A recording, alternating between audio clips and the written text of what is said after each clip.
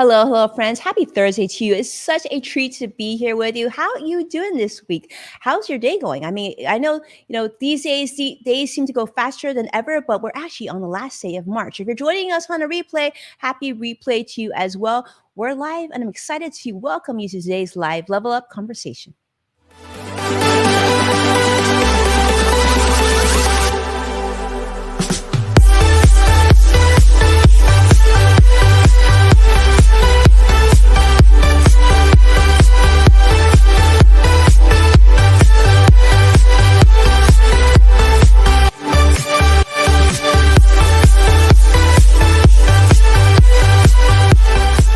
Welcome to Level Up with Winnie Sun.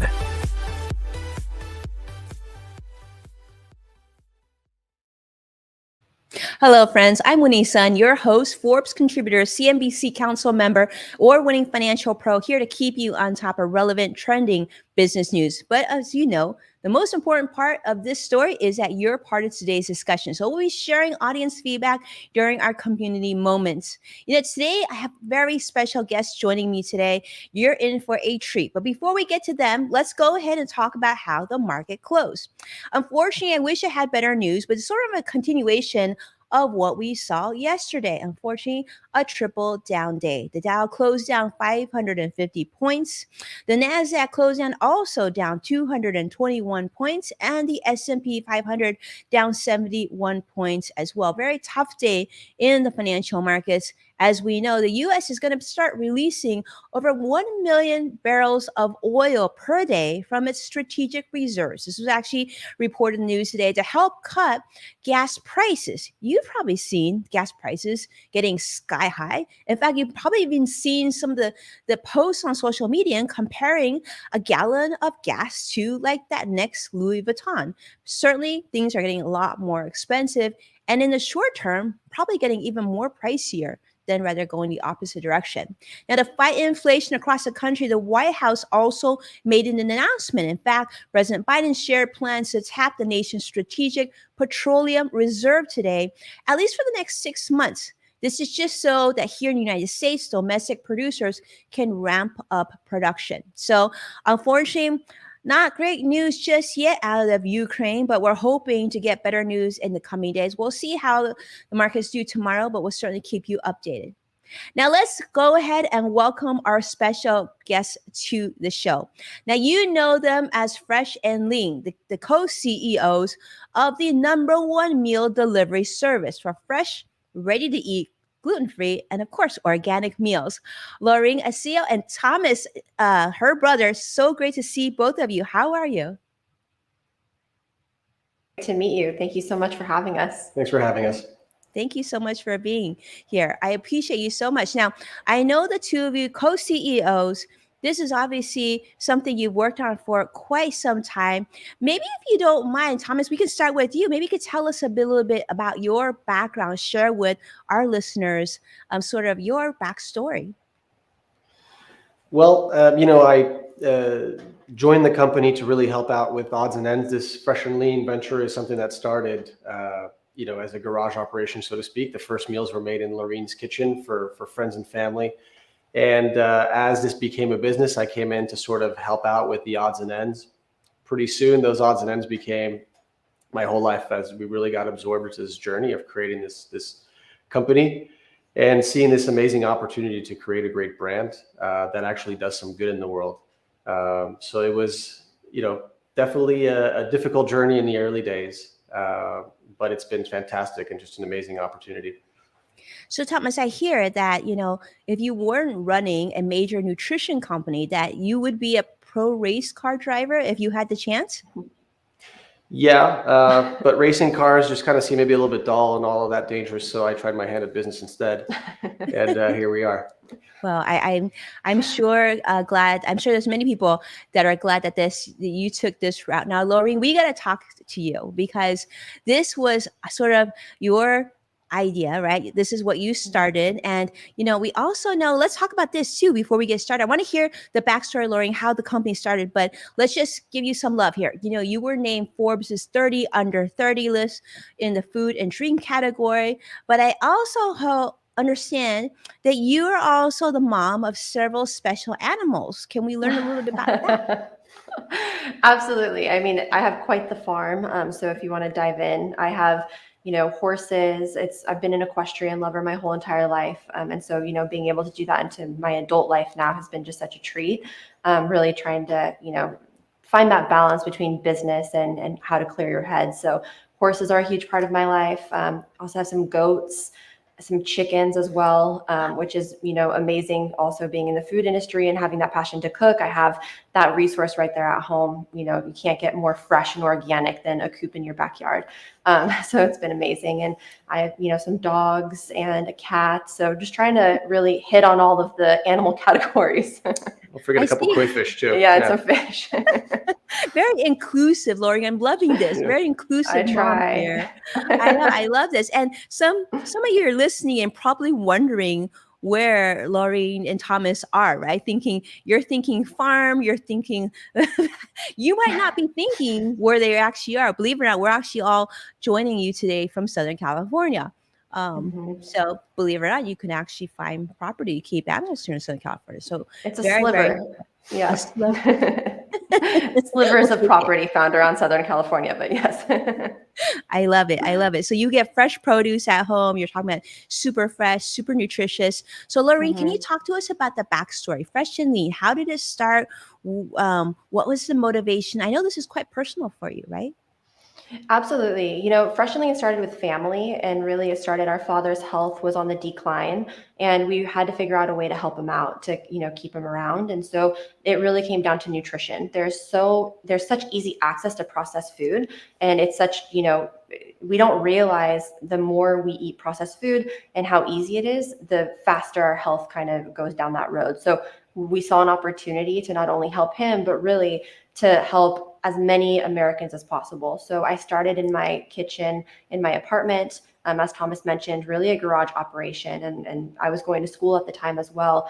And on the weekends, I would take the meals that I created and kind of hand deliver them, and just saw an opportunity to, like I said, feed as many Americans as possible. And that really has still been the mission today. So it started with family, and we believe that it still is with family, whether it's our employees or, the people that we're serving. We see them as so much more than just customers eating our food. It really kind of goes along this mission and journey that we're on with them. That's amazing. So Lorraine started with that, right? And so let Mhm. me ask you this: have you always been interested in nutrition? Is this something that at home, like you understood the importance of what to eat and what not to eat? Because I mean, at 18 years old is when you started. Most kids are thinking about what they're going to do, which college they're going to go to or what they're going to wear to prom. But you were already thinking, starting a business. I'm guessing that this was probably not your first business venture, or was it? It actually was. I think we grew up in a very entrepreneurial style home where speaking about business or throwing out ideas was like kind of on the forefront and very, welcomed, which was great. So the idea of starting a business was not super scary, just because we've always kind of been open in that way. But what I will say is that I was never really, I guess nutrition was never introduced to me in this way until my father had this health scare. However, growing up in a European style family, food was always a center of attention. So we, cooked every meal. Our parents were very into, sitting down at the dinner table and having a very personal relationship with food. And food really brought us together. So not only, did we look at it from a, hey, we need to eat this to, feed our bodies, but this is a way where we bring, our family together as well. So seeing kind of that personal relationship with food, it just made sense to create a business around food as well, just from that passion.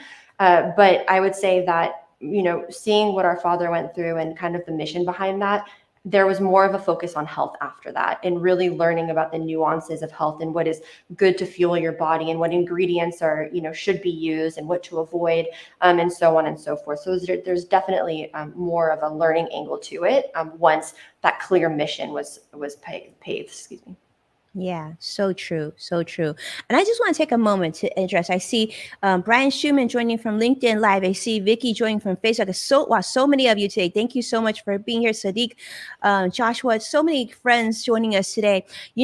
I want to come back to this too. You know, Lorraine, a lot of us recognize the importance of eating healthier, right? I certainly can relate to the fact that when my dad was not as healthy as he should have, we would, tell him, we would pester him and remind him to eat this or eat that. But there's one thing to cook for your loved ones, but there's another thing to do the size of operation that you're doing. Did you think that when you first started that it would grow to be this size?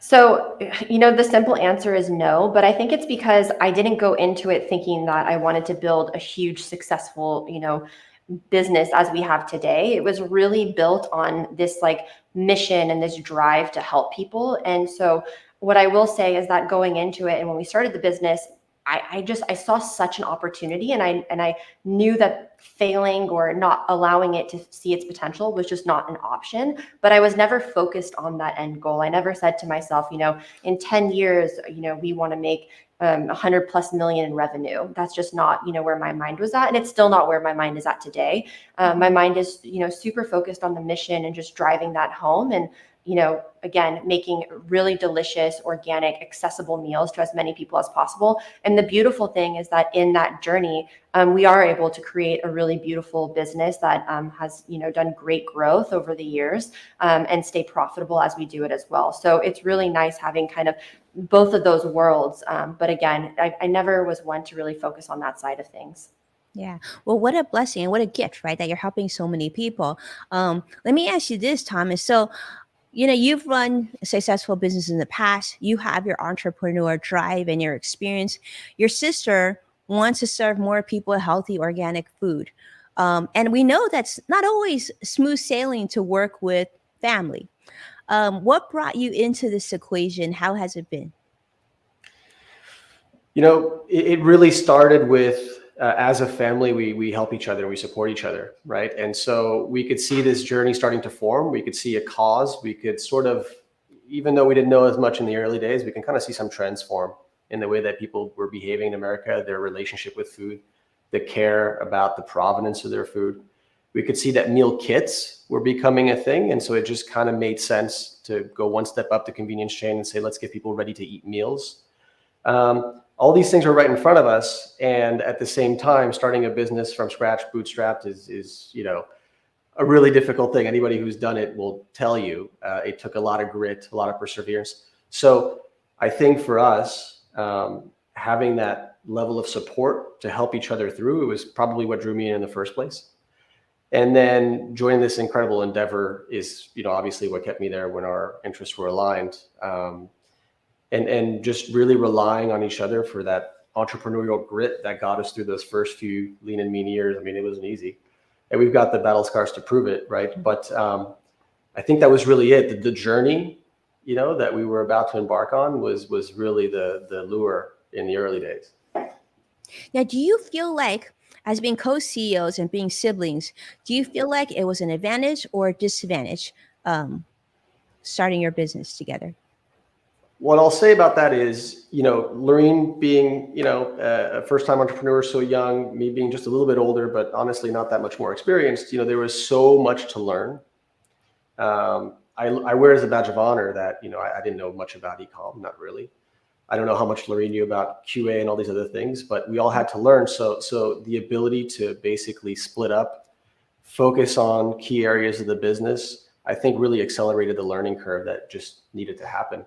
And that's how we've leaned on each other actually to this date. And I think that's what we continue to do. So you sort of, if I'm hearing you right, you sort of are managing two different areas of your very large business. Is that pretty accurate? I like to say I focus on what comes in and Laureen focuses on what goes out. So that means basically I focus a lot on marketing, tech, finance, while Laureen really oversees the product, the operations, the logistics. And we meet in the middle to keep it profitable. That was always a necessity, more than a choice. It was really a necessity to keep the lights on. And that continues to this day. And who's the better cook of the two of you? Easily Laureen. Yeah, I would have to say me. No contest. Good answer there. Good answer there, Thomas. All right. So I want to ask you this because I really love to learn more about this. How do you tackle challenges when you're running a business together? It's hard enough when there's one person in charge, right? But then you've got two people. But it sounds like I think you sort of touched upon sort of that magic smart point as we run the business together, but we're very clear on defined roles. One person on what comes in and one person focuses on what goes out. So talk a little bit more about that, if you will. Like, how long did it get to till you recognize that that was sort of the better role for you? Did you step on each other's feet, and at what point did it make sense to have that sort of clarity? Well, I can speak to that a little bit. I think the one thing that's great about, focusing on these different areas is that we can kind of leverage our strengths. And then when, our weaknesses, which, everybody has them, we can kind of come together in those moments. So, my strengths are, within the operations side of things, and something that I feel super comfortable doing, is something that I'm very passionate about. And then, I'm not so strong in these other areas where Thomas comes in and is super strong. And I think that is a huge benefit of having the two of us, and focusing on those things. You can't be all things to all things, right? And then, what I'll talk about, when it comes to challenges, it depends on which area we're talking about. But what's nice is that two heads are better than one. And so when something arises and, I can't come up with a good solution, or Thomas can't come up with a good solution, we have the other person there to kind of bounce ideas off of. And that makes it great. The other thing that I'll talk about when we think about challenges in a business like ours, where we have to be super careful and calculated on how we approach things. We didn't, and still to this day, didn't have a lot of funding. And so everything that came up had to be, touched on very thoughtfully. So if there was a problem that arose, we have to tackle it very mindfully and thoughtfully, because if we make the wrong decision, that could be, millions of dollars or whatever the case may be. And we just don't have the opportunity like that. So when it comes to those things, it's good to have a second person to kind of, have that balance and kind of see where the other person's mind is at. So can you give us an idea of the size of this business? How much is this market share? Like, how big of an audience, prefers to have smart choices made on their dinner table for them? It's the category is growing incredibly fast. But that said, the e-commerce penetration of the food and beverage space is still tiny. I think it's somewhere in the vicinity of 5% for a $1.1 or $1.2 trillion food and beverage space. The ready to eat direct to consumer category is maybe today $1.5 billion, but it's growing very, very quickly. And of course, as people might imagine, it's easy to see now, there are certainly some COVID tailwinds within the category. It was difficult to get to grocery stores. There's a lot of uncertainty. So certainly the category was pushed forward in 2020, and it continues to accelerate now. I love it. So let's talk about your business, if we can, right? How do consumers get to your products? Do they order online? Do they go to stores? Where is it that you are available to them? The primary focus for us is online, direct to consumer sales. So freshandlean.com is the website that you would go to.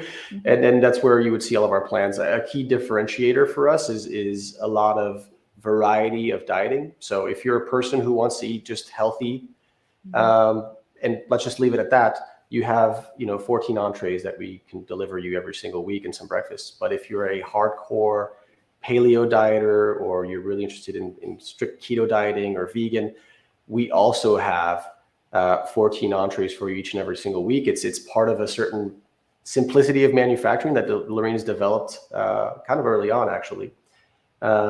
That allows us to really be a sustainable option for eating healthy for a really wide range of people.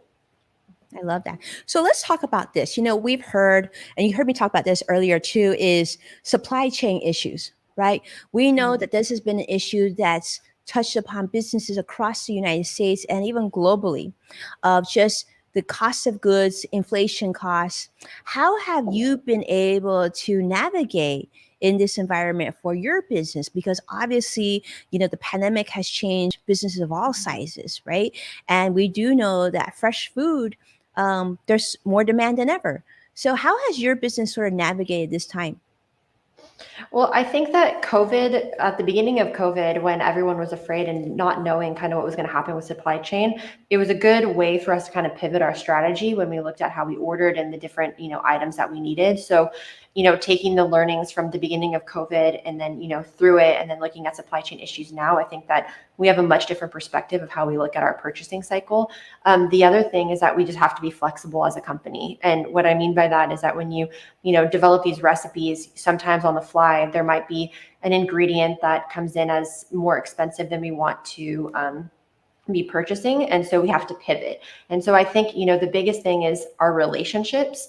And then the ability to be flexible. We've garnered some really great relationships with farmers and different vendors when we look at food and the ingredients that we need. And the relationships are key because we then can really hone in on exactly what we need and really tap into those resources in times that maybe somebody else can't get the products that we need, but because of our relationships, we might, be first in line or however you want to look at it. And so that's been a key thing. And then the other thing is just looking at the cost of ingredients. It's happening everywhere. And so we have to just strategically focus on the composition of our meals or how we, convey that to our customers. And there's just a lot of different things that we have to look at. But I will say that I'm super proud of our team and what we've been able to accomplish because, through the pandemic and even now looking at the supply chain issues, we've been able to stay very, very strong and been able to offer our customers pretty much the same exact thing. And so they haven't seen, which is really our job, is they haven't seen any disruption, right? Our job is to make sure that we deliver the product and it's still at the highest quality, the best ingredients, and that it's seamless, right? And we're able to consistently do that. And that's our number one priority. Yeah, it sounds so smart. And I think because you're able to plan ahead, right? And you're able to buy in bulk and you're making a lot of decisions for the consumer. And in some ways, there's almost probably less waste, right? They're not making bad decisions. And I know this was driven initially to help your dad with his health. And as we do know, right? Health is wealth. So this is key. So thank you so much for sharing that. Let's talk about disappointments for a moment. And I think, as an entrepreneur, I know if you ask me sort of challenges and disappointments that I've had in my career, goodness, I'm like, how many hours do you have? Right? Let's talk about some of the toughest challenges that you have experienced in your company, maybe even in the early days of business. Maybe you could talk about that. Yeah. I mean, for me, I would say, how do we scale? I think that's the biggest challenge that we faced, at least on our end for the manufacturing side. How do you scale to accommodate a large volume with no outside capital? And, how does that look? Also, looking at how to gain efficiencies, you bring in a lot of staff and things like that, but that's not always the answer. So I think just really being mindful of those things and thinking about how we scale the business, that was probably, and still to this day, a huge difficulty because as we, grow, just because we're growing doesn't mean that we want to put those resources towards things that are unnecessary. So we're consistently looking at how to be more efficient, how to be more productive, and how to put out the most meals as we can with less. So scalability is a huge factor and has always been. Yeah, I can see that being really a struggle. I mean, it's one thing to, right, or to create a great dish and that everybody loves, but it's another thing to make, I don't know how many, I can only imagine how many copies of this dish that you have to make and ship out, and your team has to make out and ship out, I should say. Let's talk about that, Thomas. Maybe something that maybe surprised you or you thought was a challenge that you faced in the early days. Well, the early days were just a challenge, period. Every day, right? Being a bootstrapped organization, it just really, really was. And it was very stressful. And then you sometimes wondered, if and when we were going to see the light at the end of that tunnel. And so a real challenge was to stick to it, to really hang in there and to show that grit so that in the face of those challenges, we came up with solutions to be very efficient. Right. So on the marketing end, with no budget, what do? You need to bring in customers, but you can't spend money to get them. And so it was about being resourceful. It was about saying, for example, the meal kit companies are spending a lot of money bringing legitimacy to our space. Let's focus on SEO and make sure that we're able to capture a lot of that audience as people search for it. Let's make sure that we have a website that's very efficient in converting and onboarding customers. Let's set up a lot of testing. Let's be very data-driven. Everything that we could do within our power that didn't involve spending millions of dollars, basically, is what we would do. And so keeping that focus when it's simultaneously difficult to keep the lights on is certainly a huge challenge. But we just learned to keep making baby steps every single day. I think that might be, the key to us surviving the early days. Yeah. Well, we've seen Evie on YouTube Live has shared with us that I've been eating fresh and lean for weeks now. And she says that, I think it's she's saying my own mindset has changed for the best. I feel energized and more focused on daily tasks to what I put into my body now. Thank you. And I think that's Oh, something that's that, great. Awesome.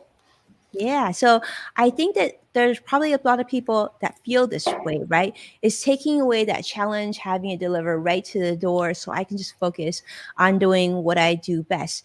Thomas, I gotta give it up for you. I mean, that's a lot to think about SEO and think about website and think about all these things. Can you talk a little bit about how big a role social media has played for your business?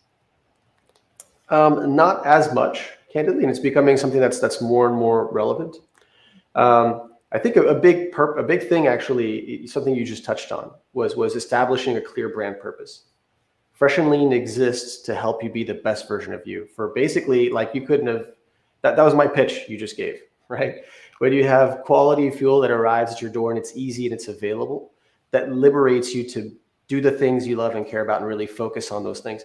Establishing that core brand purpose and using that to springboard everything off of it is certainly something that we had to think about, and it took a while. But really, it was a key thing for us, and it's key today in terms of how we position the brand in this space. That seems to be pretty widely divided between these big sort of mass market appeal or kind of niche brands with narrow reach, like gym focused stuff. The thing that you just mentioned, I think, is far more relevant, and was a big piece for us to think through. Well, Lorraine, I'm going to guess that. I mean, one of the pros of being in this business is you don't really have to worry about what you're going to eat for your, meals of the day. So I'm curious because I know we know, and Thomas said the same thing, that you are definitely a very, very skilled cook here. So we want to know, what is your favorite meal that you offer? It's hard to pinpoint down one meal, but what I will say is, as a category, anything salmon. I will say that, I cook a lot of salmon at home, but our salmon that we serve to our customers and on our meals is just amazing. And so big hats off to our culinary team, because they just do such an amazing job executing those meals.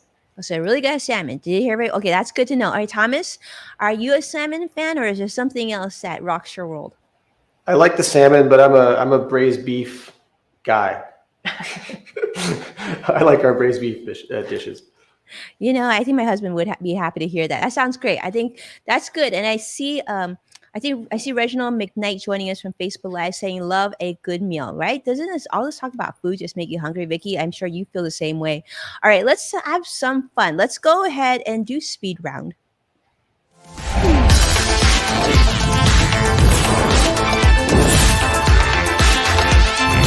Speed round.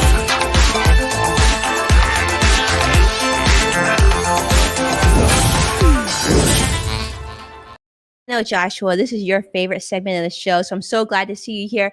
Let's talk about this. We give you two questions, about 2 minutes or a little bit more than that, to answer these two questions. So I would like to start with Laureen here. Let's talk about relaxation. And I know most entrepreneurs are like, I don't even know what that means, Winnie, but relaxation, what's it look like for you? What do you do to personally recalibrate and just recharge? So you're right. It's hard to, I feel like I don't know what relaxation means, like, as a whole. But if I think about what, to me, it might feel like, would be just talking about my animals, being in nature, being with the animals, really trying to, relax and be more front of mind, be present, and just really try to be the best version of myself, so that I can kind of bring that back to the business as well. And that's, it's been such a key for me. So it always comes back to the animals and my love for animals. Laureen, do the animals get to eat fresh and lean too? They do not get to eat fresh and lean, but they do eat lean, I would say, and fresh at the same time. So I feel like that's the next chapter. I mean, your children at home want some of this good cooking too. I know. I love it. I love it. Okay, Thomas. Well, that means we asked you a question. And I really want to know this. All right. I do think that like everybody has their own sort of yes factor, or some people call it their superpower. What would you say is the superpower or yes factor of Thomas? I think touching back on what we just said, like that sticking to your mission when the going gets tough every day, right, is a superpower that I think everybody has, but it's easier said than done. And so I think that our superpower is that we just stuck to the mission and believed in it. We were willing to do just about anything but quit. And that I think is what I look back on as maybe our biggest strengths. Yeah, I love that. The endurance, right? Just taking it day by day. All right. We do have some audience questions. I hope you don't mind taking this. So, Laureen, we want to know, what's your favorite herb? This comes from Vicky on Facebook Live. Ooh, that's a tough question because there's so many good ones. I would say when you talk about fresh herbs, mint has just such like a strong and like beautiful kind of like presence to it. You can never go wrong with basil just because it's so complementary to so many types of dishes. And so I would say that those two are, kind of versatile, but also really beautiful to use. Amazing. All right. So you heard it, Vicky. I asked your question for you. So hopefully that was helpful. Thank you so much for both of you, Laureen, for Thomas. Thank you so much for being here with us. Such a treat to get to know you. And gotta say, congratulations on building Fresh and Lean so successfully for, at such a young age. So impressive entrepreneurship, and really, really excited to see what's next. So let's ask you this. What's next for the company, and what didn't they ask you? I don't know. We talked about a lot, which was great. And thank you for having us on. We really appreciate it. What I would say is next for the company is I think we're going to continue to grow. Again, we're super on this mission to feed as many people as possible and bring super high quality nutrition. And we'll continue to do so. And that's a huge driver for me. I can't speak for Thomas, but I know that he feels super passionate as well about it. Absolutely. I mean, like, this is an opportunity to create a company that'll be really great and a brand that'll last. And to Laureen's point, leveraging the strengths of our offerings to basically sidestep into things like food as medicine is a big initiative that we see around the corner, and one that we think competitors can't follow us into. So quality food for all and as many avenues as we can use to get it there. That's what we plan to keep doing. Amazing. And saving us time and keeping us healthy and feeding us That's organic right. right to the doorstep. Not even have to getting in the car. I mean, you're just making our life just so much easier.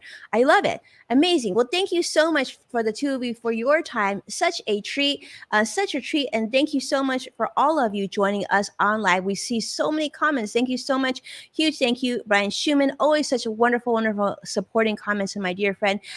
We appreciate you. And of course, thank you so much for just being here. Taking a moment to share this show, if you could, with someone that you care about. And as a reminder, you can find full episodes of Level Up on NASDAQ, the KBCW, and San Francisco, Amazon Fire, Roku. And of course, we're excited to share that Yes Factor, our brand new podcast, is now available on most podcast platforms. So please tune in, and that is in partnership with the LinkedIn Podcast Network.